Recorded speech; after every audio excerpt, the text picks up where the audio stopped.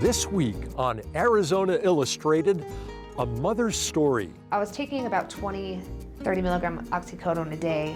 Prescribed on the bottle is one every 12 hours. The Memorial Garden at the U of A. This is a huge part of history as veterans from World War II pass away, including my dad. The Super Bowl band.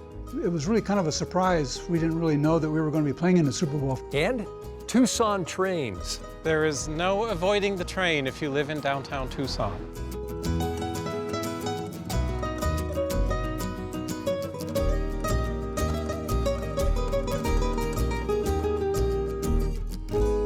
Welcome to Arizona Illustrated. I'm Tom McNamara. During the next couple of months, Arizona public media journalists and producers will bring you stories behind the ongoing opioid epidemic in southern Arizona in a series titled Arizona Addicted. As part of that series, we bring you the story of Tawni Terman and how her battle with opioid addiction helped shape who she is today.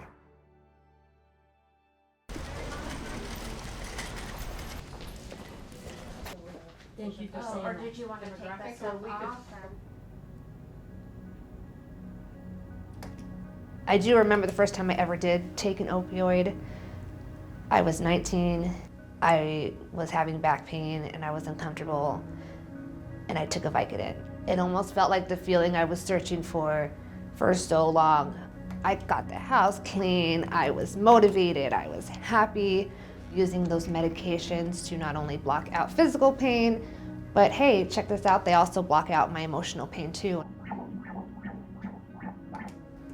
I got married at a young age. I had my first child when I was 20. Prior to pregnancies, when I started kind of getting into the pills for the pain, for the recreational use, once I found out I was pregnant, I had stopped. Had a great pregnancy, had a great marriage during it. This is probably the answer to what I've been seeking. For the emotional pain, this is my answer. Being a mom is it. I didn't know how hard being a mother was at a young age. I got prescribed Percocet for my C-section, 5 milligrams to 10 milligrams to oxycodone. We had stress from having a child, the stress of trying to maintain the house and the expectations of everybody. I was taking about 30 milligram oxycodone a day. Prescribed on the bottle is one every 12 hours. But I still had a job, I still had a car, I still had a marriage, and I still had a child, so I knew I had a problem, but I thought I could stop. In 2011, I found out I was pregnant again. I was heavily addicted to oxycodone at the time. I was still getting it prescribed during my pregnancy. So I used my entire pregnancy. By the grace of God, he was not born with withdrawals. I felt like I was being given all these green lights and okays to continue being an addict because it's prescribed. I was heavily addicted after he was born, where it absolutely destroyed my bonding process. I'd be out of my medication 2 weeks early, hitting up family members who I knew had prescriptions. I had gotten cut off from the doctors, and it's just a repetitive cycle, and so eventually you just go buying them off the street. I called a friend who told me she had something that wasn't quite the same, but it would take away the withdrawal, and that was heroin. It was cheaper, and it sucked me in faster than anything I ever could have imagined. Before I knew it, I was using it IV. I had lost my kids, I had lost my job, so I did IV heroin for about 3 years.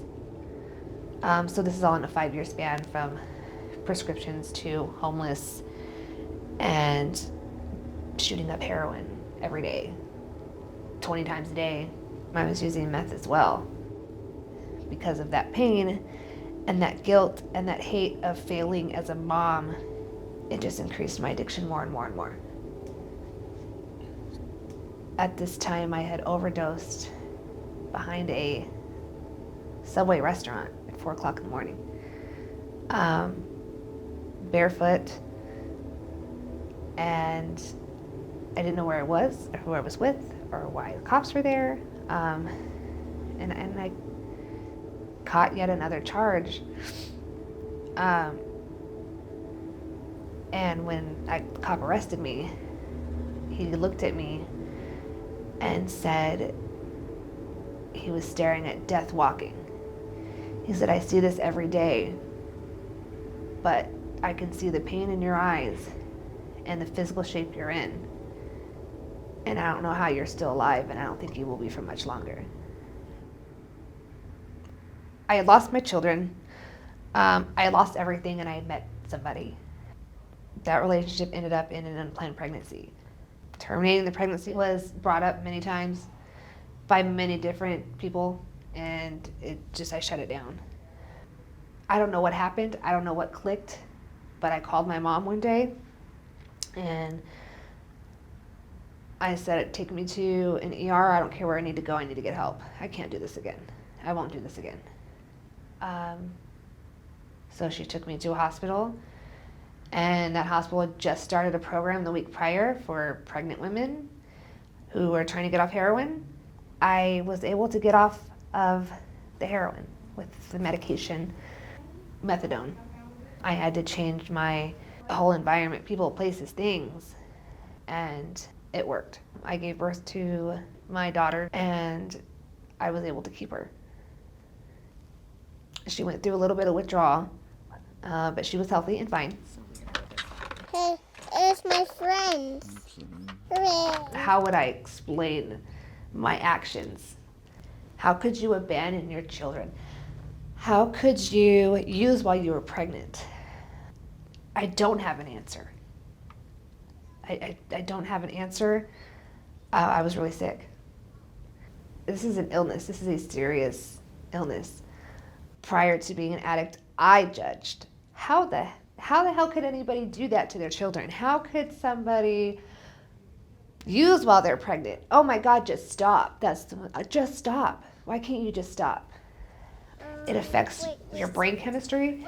It affects your thought process. Before you know it's happening, it happens.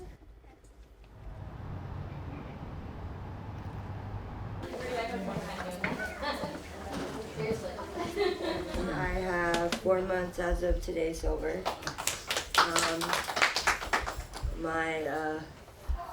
For Christmas, I'm not sure. I got approved to go back home, but it's always a fear. Like, I got approved for Thanksgiving and I didn't go. You know what I mean? Like, What's your fear, if you don't mind sharing? I just don't. I know, like, those are my stomping grounds. Like, that's where, you know what I mean? Like, everything is, you know? And I'm not strong enough to go and not use. Working here at the Haven is absolutely incredible. And so many times when I'm talking with somebody and it's like looking in a mirror. He's gonna be with his dad this year, and I wish I could be with him. And last year, I was going through a lot of losses with just getting out of jail, and I wanted to change it, just didn't know how. And I stopped drinking, but I still was not okay. And I just want to shake them and tell them, it's going to get so much better. And then when I see them get better and that light goes on, and it's a really powerful feeling. And I think a lot of it is what keeps me where I'm at now. I had 3.5 years in recovery. Now working, helping other women who are in the same situation that I was in. Either lost their children or are currently pregnant and going through an addiction. This job and watching these miracles happen every single day is such an exponential part of my sobriety. It's huge. Giving hope to somebody, showing somebody that they can do it, being that role model.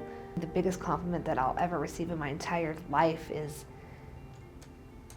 when somebody says you're an inspiration. It's almost too much to take in. I don't feel like that. I have my mugshot hanging in my office on the wall to show, hey, look, it will get so much better, and it does.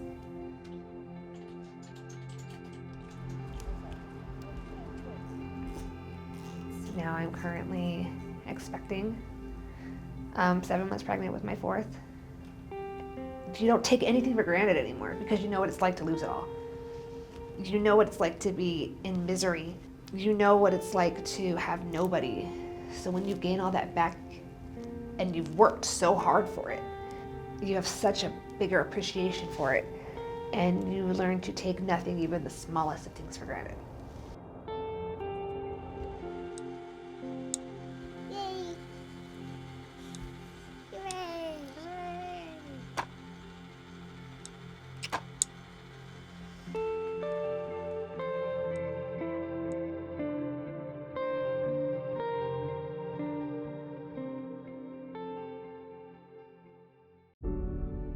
Over the course of 12 weeks, Arizona Public Media will explore the solutions, stories, and science behind the opioid crisis in southern Arizona.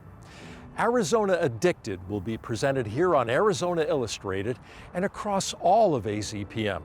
Look for coverage on PBS 6, NPR 89.1, and azpm.org. The University of Arizona's USS Arizona Memorial Garden was created as a gesture of honor, remembrance, and respect for those who died in the 1941 attack on Pearl Harbor, and as a reminder of the sacrifices made. This is the Memorial Garden.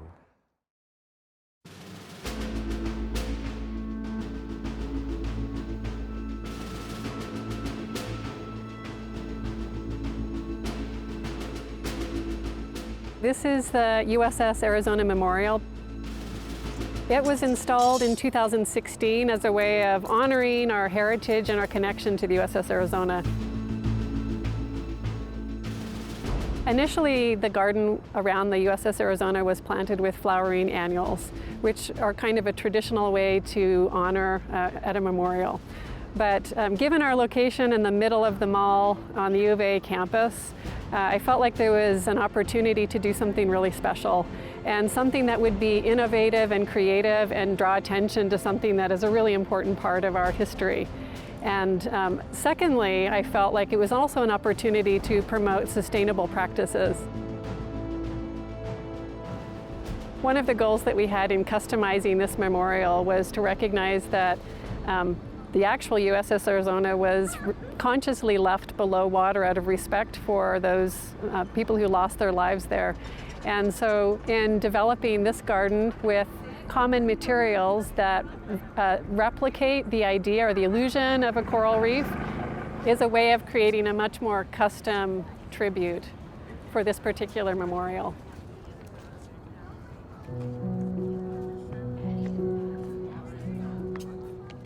I made a donation to Tanya and told her she could do with it whatever she wanted. And she thought this was the best way to put the money to good use, and it was just so perfect. My husband was in the Navy. He was on a dock landing ship, obviously not on the Arizona. He was in love with everything Navy. All the history, all the accoutrements from the ships, everything. So being involved with the Navy, being involved with the University of Arizona, being involved with the Tucson Cactus and Succulent Society, this all seemed to work together just beautifully. Plus a lot of our friends did the planting of the plants. So it's got a very emotional attachment. Uncle Tom's brother. Yeah. In my case, I had an aunt and uncle who are deceased, lived in the suburbs of Detroit, Michigan, and my uncle's brother was a member of the crew on December 7th, and his remains are still aboard the ship. And it's kind of a chilling thing to think about. That I actually know through several generations a member of the crew. Quite an experience. Right here. Yeah, right here. John Morgan Mears. Yeah. He died on December 7th, 1941, and I was born in August of 1944, so he preceded me in death by roughly 3 years. And yeah, it's quite an honor for me to be at this memorial. It really is. There's almost 1,200 names there on those little brass plaques. That's important to keep that alive. You know, we don't really know or don't really understand where we're going unless we know where we've been.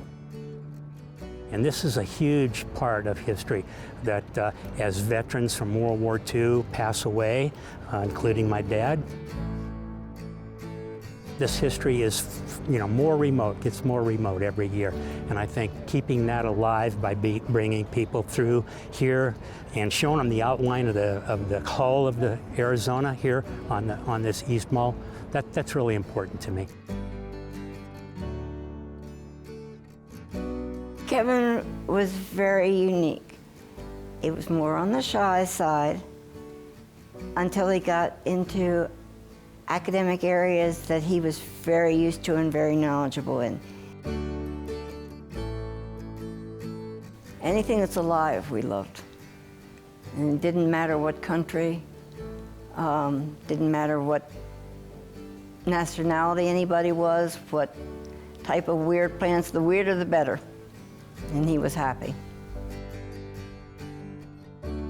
I hope that the plants grow and people will become fascinated by the uniqueness of the plants.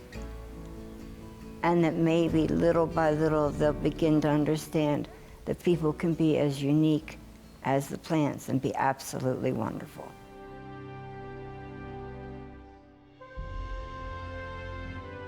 Obviously, I'm going to be thinking of Kevin and all the young men that died, and wondering when we're going to grow up enough to stop fighting each other.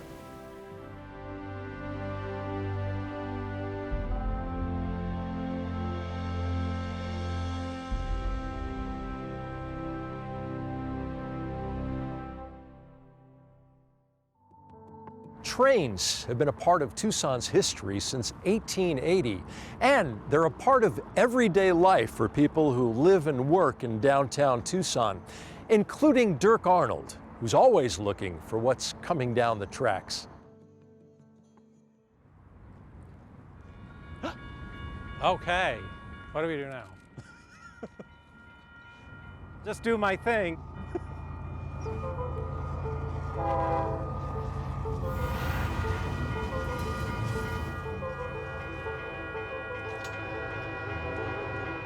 There is no avoiding the train if you live in downtown Tucson. They go through very frequently, unpredictably at all hours of the day and night. I love it. It's reassuring to know that things are happening outside of Tucson and stuff is going to and fro. Okay, my name is Dirk Arnold. I'm a local artist. I do a thing I call endangered architecture, which is miniature building facades of historic Tucson structures. And I am the designer of the Gateway Saguaro, the 30-foot high neon saguaro at the foot of the Miracle Mile. I do my work right across the street in the Citizens Warehouse up on the second floor, right near the railroad tracks. I think I tend to always pay attention to the trains.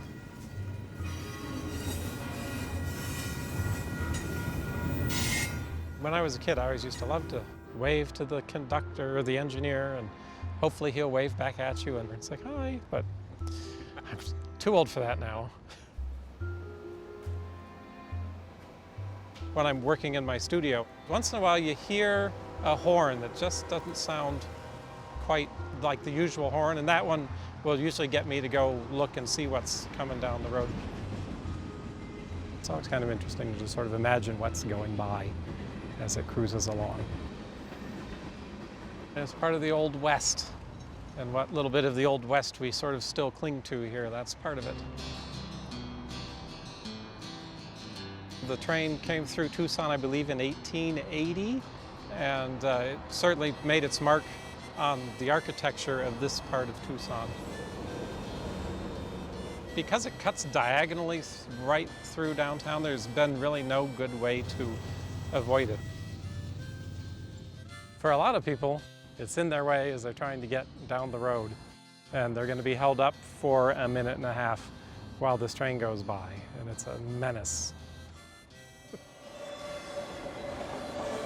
I enjoy the train crossing, and so I usually whip out my phone and take a couple of pictures, and then I have an album on what's that thing? Facebook, called Railroad Crossings, and I just take a couple of pictures and post them pretty much every time I encounter a train. It's an opportunity to see something go by that you haven't seen. No two trains are alike. The colors, I like the colors. The graffiti on them, I'm not a huge graffiti person, but every once in a while a train will go by and you're like, wow, that's some pretty cool graffiti on that train. The only ones you really know about are the ones that have the big Tropicana thing on the side. You say, oh, that's tanks full of orange juice, but otherwise there's no telling what's in there. It's the mystery of what's coming down the tracks. As long as the trains are running, I will keep looking.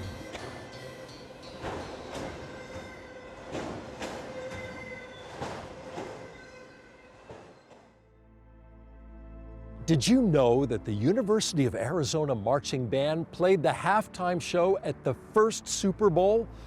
That's right. On January 15th, 1967, the Kansas City Chiefs and the Green Bay Packers faced off in an AFL-NFL World Championship at Los Angeles Coliseum, now known as the first Super Bowl.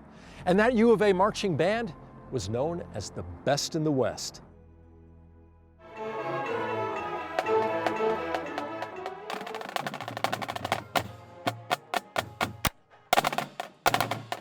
Achieving the right sound requires precision. That was excellent musically, thank you. There are high expectations for this group of musicians. Same rep, keep pushing, let's go. So the goal is still the same, to be the best marching band in the country and do innovative things, creative things, high-value entertainment things for the crowd. One of the things that I think helped me coming from Disney is appreciating the value of a quality performance, but also creating an experience for people that come to the campus. We want them to have a game day experience. And that experience is built from the ground up through excellent musicianship, personal performance, and emotional connection with the fans in the stands. One of the instruments most often associated with marching bands is the trumpet. And it does have a brassy type of sound. It's the predominant sound you hear when you're out listening to a band. You'll hear the trumpets all the time. And trumpets love to play out loud, so they like to be heard. Larry Paxton is a trumpet player and has played in bands since 3rd grade. He also played for the U of A marching band while he was a student. I don't practice as much as I used to. In college, of course, I played every day, so. My major was math with a minor in physics and systems engineering. It was kind of the precursor to what would be computer sciences. For Paxton, playing music was a welcome distraction from a rigorous academic life. I'm primarily a geek, and it was a kind of a way of getting out of my geekness to experience the other side of my brain as well. Also helped me be more disciplined. It was a good foundation for me, and I'm thankful that I've had the experience to have music in my life. He's now a member of the Pride of Arizona Alumni Band, comprised of former U of A band members, a multi-generational group of musicians who love to play.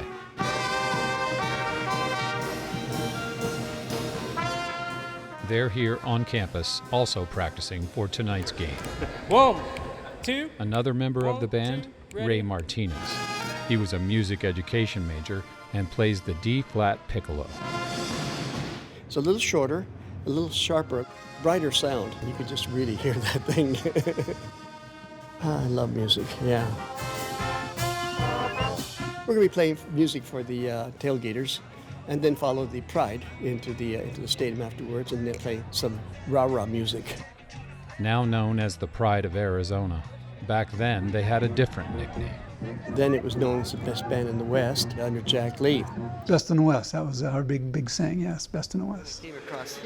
Larry Paxton and Ray Martinez are friends and have a lot in common. And we started marching, and that pig just stayed there.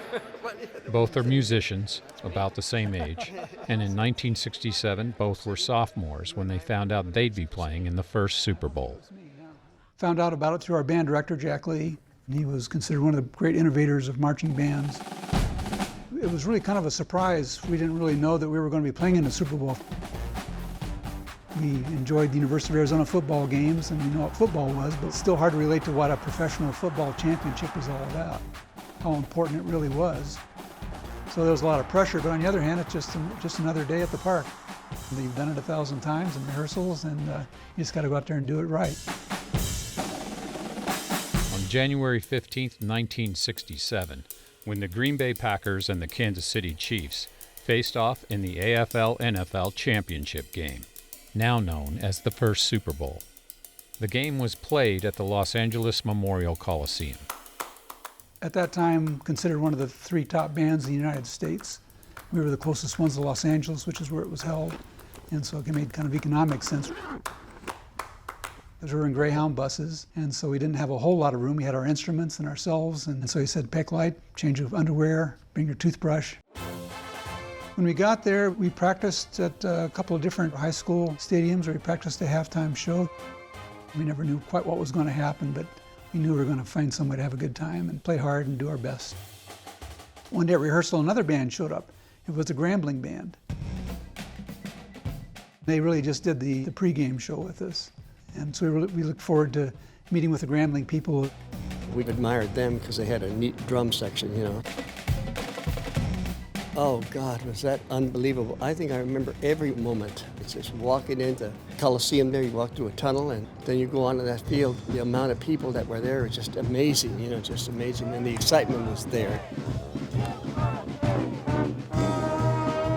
I look back on it, it was a great time in my life, and it was certainly a big part of my growing up. I still have close bonds with many of those people from the years. Lifelong friendships were formed as a result of being in the band. It would have been true whether we went to the Super Bowl or not.